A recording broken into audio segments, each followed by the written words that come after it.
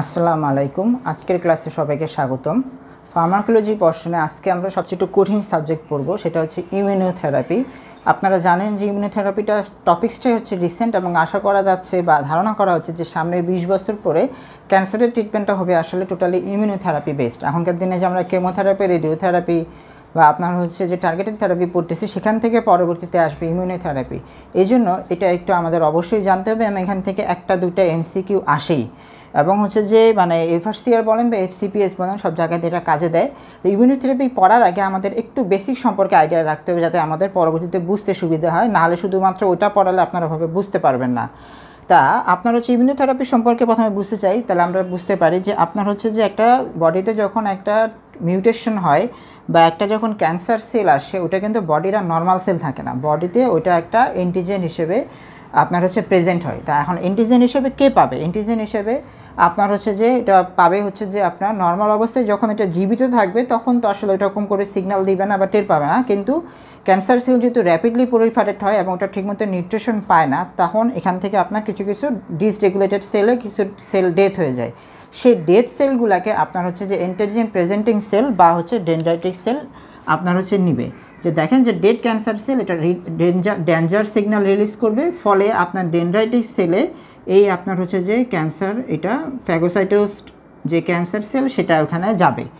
আপনার হচ্ছে যে আমরা তো জানি যে অ্যান্টিজেন প্রেজেন্টিং সেল বা ডেনড্রাইটিক সেল কি করে, যে আপনার হচ্ছে পরবর্তীতে লিম্ফয়েড টিস্যুতে যায়, কারণ সেখানেই আপনার হচ্ছে সিডি যে টি সেলটা যেটা আছে সেটা সেখানে ম্যাচিউর হয়। টি সেল থেকে আমার কী হয়, নেভ CD4 সেল, নেভ CD8 সেল সেখান থেকে আমার অ্যাক্টিভ হয়।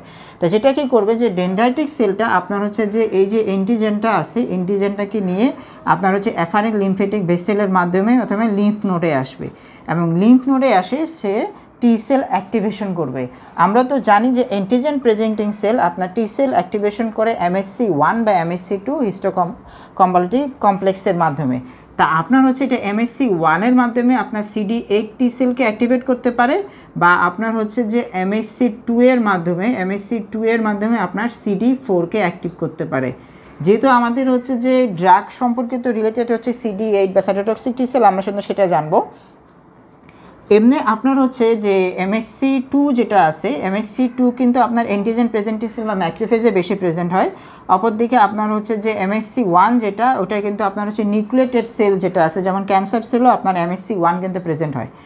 আপনার যেটা করবে যে এই যে অ্যান্টিজেন প্রেজেন্টিং সেল, সে হচ্ছে যে MHC1 প্রেজেন্ট করবে, এবং সেটা আপনার টি সেল রিসেপ্টর যেটা আছে যে CD8 হেটারোটক্সিক টি সেল রিসেপ্টরের সাথে বাইন্ড করবে। এটা হচ্ছে মেইন সিগন্যাল দিবে। আর আরেকটা যেটা হচ্ছে যে অ্যান্টিজেন প্রেজেন্টিং সেলের আপনার হচ্ছে B71 বা B72, যেটা আপনার হচ্ছে যে দুটাই বলে, বা CD80 বা CD86 এর সাথে আপনার হচ্ছে CD8 সেলের হচ্ছে যে CD28 আপনার হচ্ছে যে বাইন্ড করবে। এই দুটো বাইন্ড করার ফলে আপনার হচ্ছে CD8 সেল হচ্ছে অ্যাক্টিভ হবে। অ্যাক্টিভ হয়ে এ করবে কি আপনার ইন্টারলুকিন 2 রিলিজ করবে। ইন্টারলুকিন 2 রিলিজ করার কারণে আপনার সে হচ্ছে যে আলটিমেটলি আরও অনেক টি সেলকে অ্যাক্টিভ করবে। এই অ্যাক্টিভ টি সেল কী করবে, এই অ্যাক্টিভ টি সেল আপনার যেইখানে হচ্ছে যে ক্যান্সার সেলটা আপনার ডেথ ক্যান্সার সেল পেয়েছিলাম, সেখানেই তো আমার টিউমারটা, সেইখানে যাবে, সেইখানে যায় টি সেল রিসেপ্টরটা সেখানে আপনার বাইন্ড করবে। সেটা আমরা পরে দেখব। আপনার হচ্ছে যে টি সেল রিসেপ্টর যেটা যাই করবে কি, যে আপনার ক্যান্সার সেলের সাথে টিটা বাইন্ড করবে।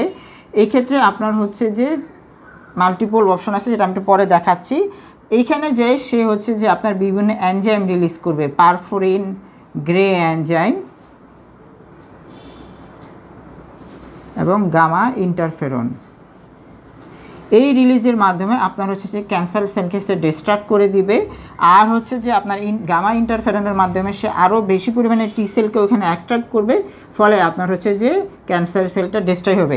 এখন আমরা দেখি যে টি সেলটা কীভাবে আপনার ক্যান্সার সেলের সাথে বাইন্ড করে। এটা আমাদের জানা জরুরি, কারণ হচ্ছে যে আসলে ইমিউনোথেরাপির মেইন যে টপিক্স, মেইন যে পর্শনটা আমাদের, এটা কিন্তু এই যে কীভাবে আপনার অ্যান্টিজেন প্রেজেন্টিং সেল টি সেলকে অ্যাক্টিভ করতেছে, আর কীভাবে টি সেল হচ্ছে যে ক্যান্সার সেলের সাথে বাইন্ড করতেছে, এর সাথেই আসলে আমাদের মেইন ড্রাগটা সম্পর্কিত।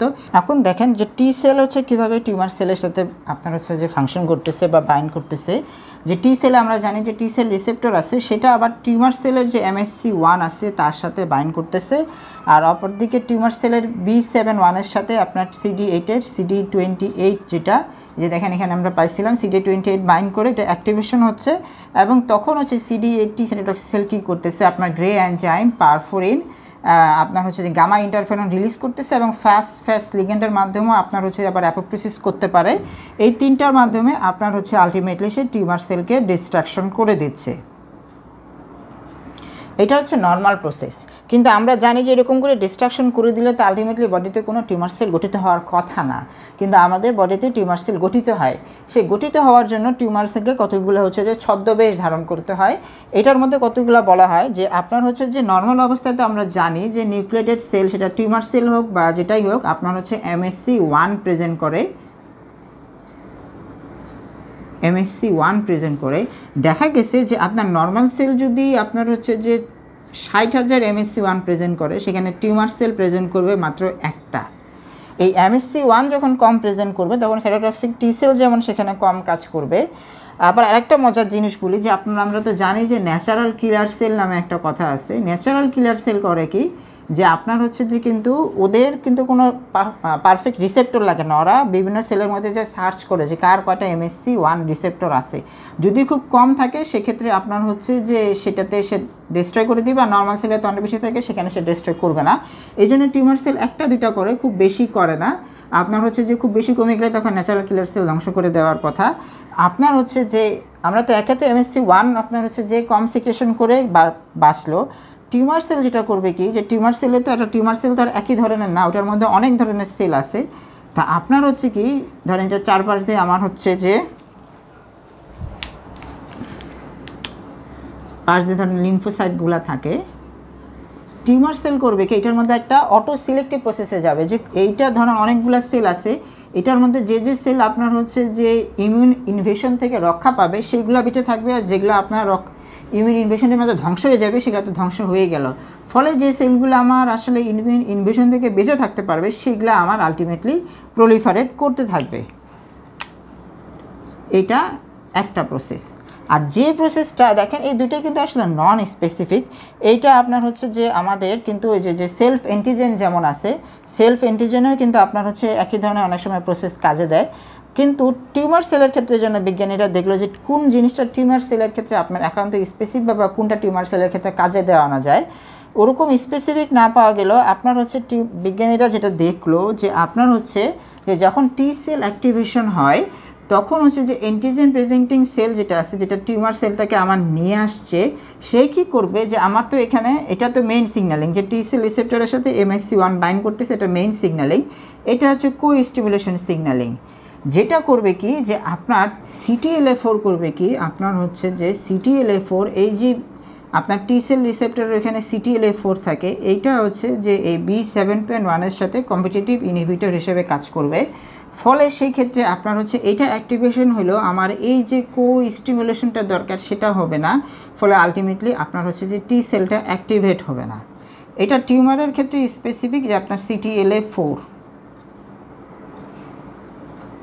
এই একটা মেকানিজম বিজ্ঞানীরা দেখলো যে টিউমারের ক্ষেত্রে এই প্রসেসটা অ্যাক্টিভেট হয়ে যাওয়ার কারণে অনেক সময় অ্যান্টিজেন প্রেজেন্টিং সেল এসে আমার CD8কে অ্যাক্টিভেট করতে পারে না।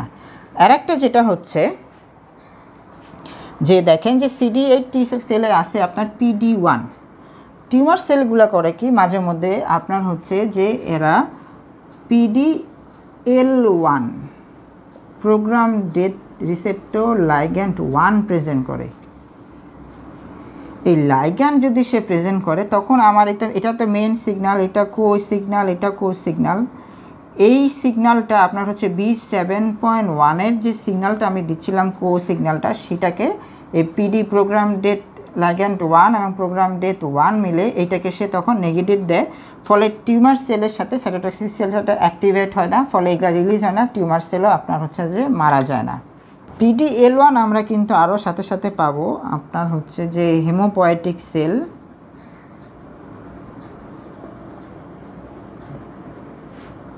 তারপরে হচ্ছে যে লিউকোসাইট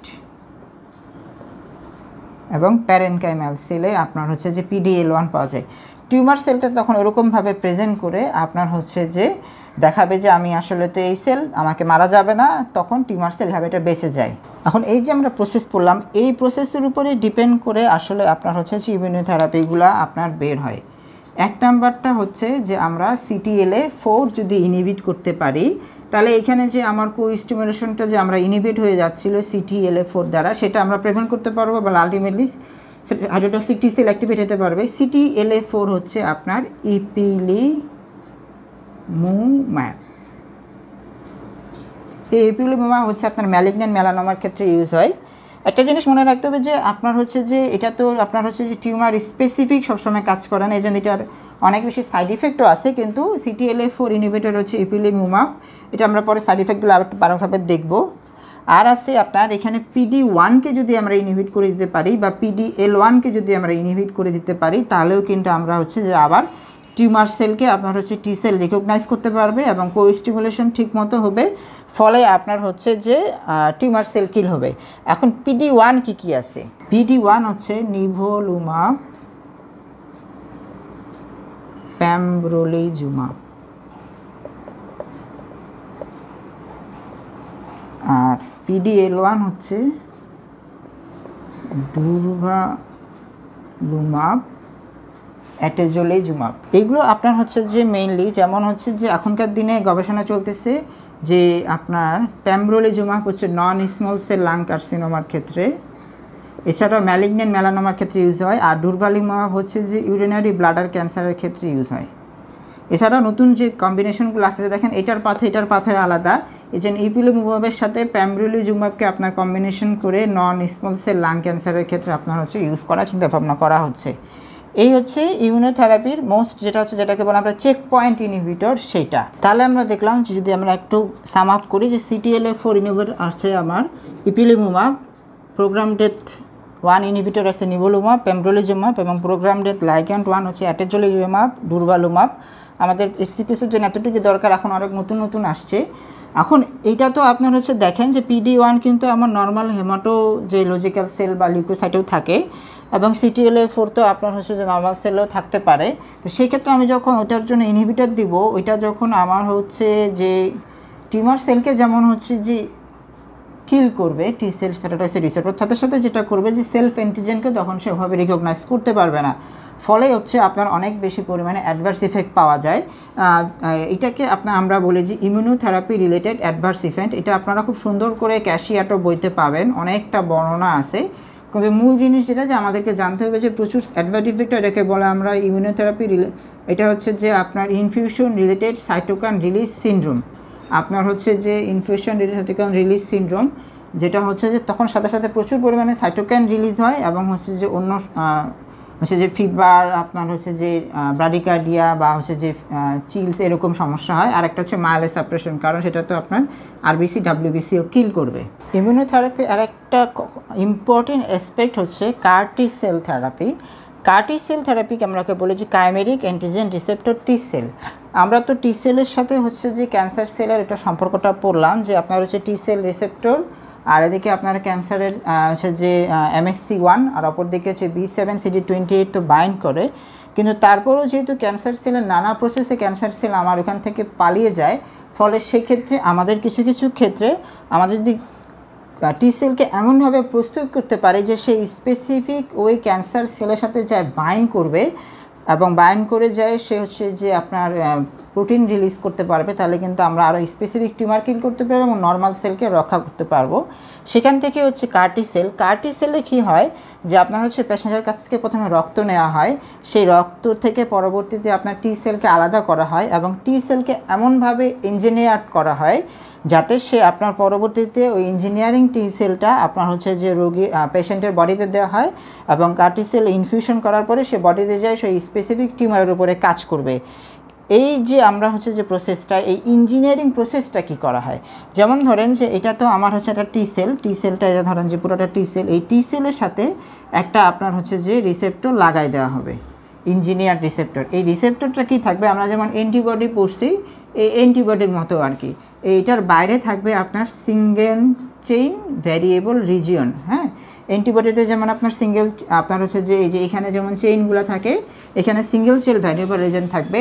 যদি আমি ধরেন যে আমাদের তো বেশি ইউজ হয় আপনার diffuse large B cell lymphoma বা অ্যাকিউট লিম্ফোব্লাস্টিক লিউকেমিয়া বা ক্রনিক লিম্ফোসাইটিক লিম্ফোব্লাস্টিক লিউকেমিয়া এই ক্ষেত্রে ইউজ হয়। আমাদের স্পেসিফিক বেশি হচ্ছে যে CD19 এগেনস্টে আপনার হচ্ছে যে ইউজ হয়। তা যখন এটা ধরেন যে আপনার হচ্ছে যে টিউমারটা যায়, আপনার হচ্ছে যে টি সেলটা যে ওই CD19 পোর্শন যে আমার হচ্ছে যে বি লিম্ফোসাইট আছে বা ডিফিউজ DLBCL বা ALL বা CLL এর যে লিম্ফোসাইট আছে তার সাথে যে বাইন্ড করবে, এবং এটার একটা পোর্শন আছে, এটা হচ্ছে এক্সট্রাসেলুলার পোর্শন, এটা ট্রান্সমেমব্রেন পোর্শন, এটা ইন্ট্রাসেলুলার পোর্শন।